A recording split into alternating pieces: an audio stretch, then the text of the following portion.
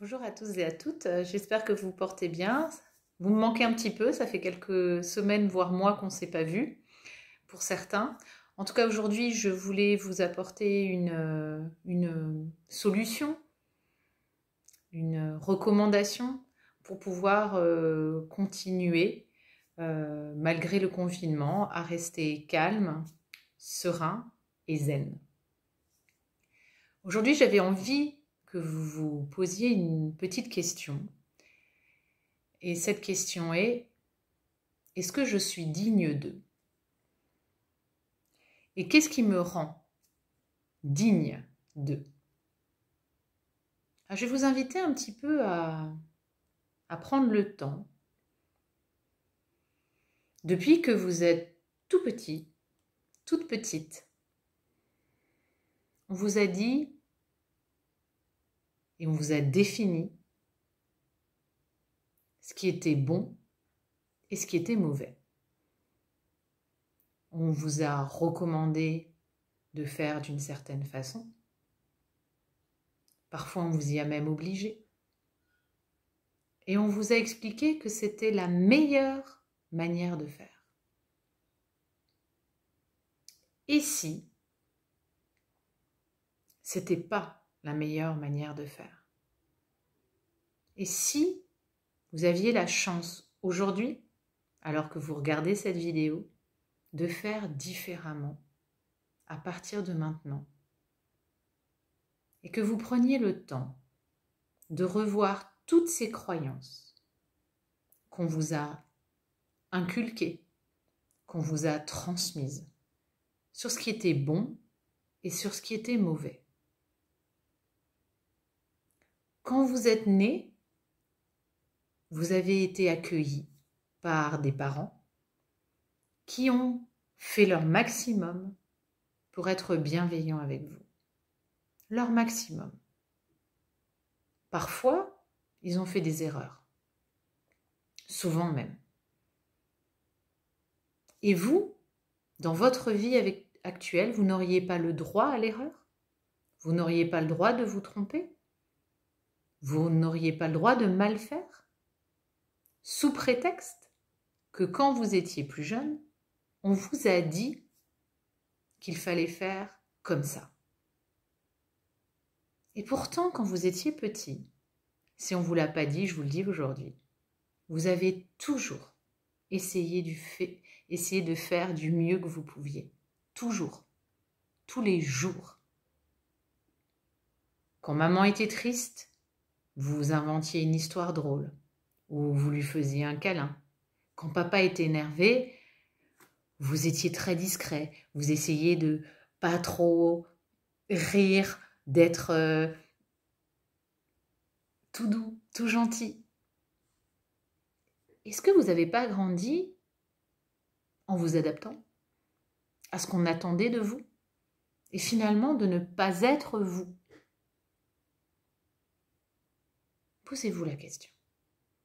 Comment je pourrais maintenant me réapproprier ce que je pense du monde, ce que je pense de la vie?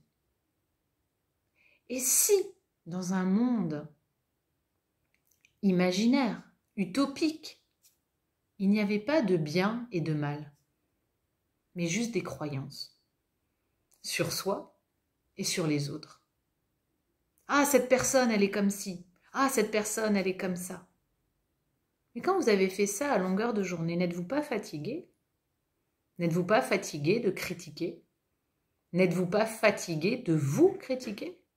De vous remettre en question en vous disant « Ah, j'ai mal fait ça, j'aurais dû faire comme ça, etc. etc. » Alors aujourd'hui, je vais vous proposer un exercice très simple qui est simplement d'accueillir ce qui est là en vous. Et ce qui est là en vous, c'est la plus belle chose que vous ayez. C'est vous. Votre cœur, votre âme, appelez-la comme vous voulez. Et cette partie de vous, elle va donner le meilleur de vous-même. Simplement parce que vous allez le décider maintenant. Et oui, vous allez vous tromper. Et oui, vous allez mal faire dans plein de situations. Et alors? Qu'est-ce que ça va faire si vous vous trompez? S'il y avait une partie de vous qui était bienveillante avec vous-même, vous savez, comme une gentille grand-mère ou un gentil grand-père, que cette partie de vous qui est à l'intérieur de vous vous disait « c'est pas grave, tu feras mieux la prochaine fois ». Tu savais pas ça à ce moment-là, tu n'aurais pas pu trouver une solution qui soit meilleure que celle que tu avais trouvée à ce moment-là. Essayez ça. Essayez d'écouter la partie à l'intérieur de vous qui vous veut du bien. On parle souvent d'ombre, de partie noire chez soi. C'est quoi ça? C'est quoi l'ombre? Mon petit singe intérieur, mon petit gnark-gnark intérieur qui m'explique ce que je devrais faire, c'est pas bien, ça nana, fallait pas faire comme ci, fallait pas faire comme ça. Qu'est-ce qui fait que vous l'écoutez celui-là? Qu'est-ce qui vous apporte? À part vous critiquer inlassablement. Maintenant que vous avez testé ça jusqu'à aujourd'hui, écoutez cette autre partie de vous. Celle qui vous dit, c'est pas grave. On a le droit de se tromper. Aujourd'hui, soyez le parent bienveillant pour vous-même.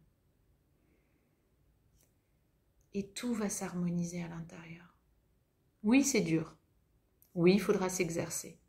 Mais on a jusqu'au 11 mai. Jusqu'au 11 mai, vous pouvez vous exercer tous les jours. C'est pas magnifique d'avoir ce temps pour soi?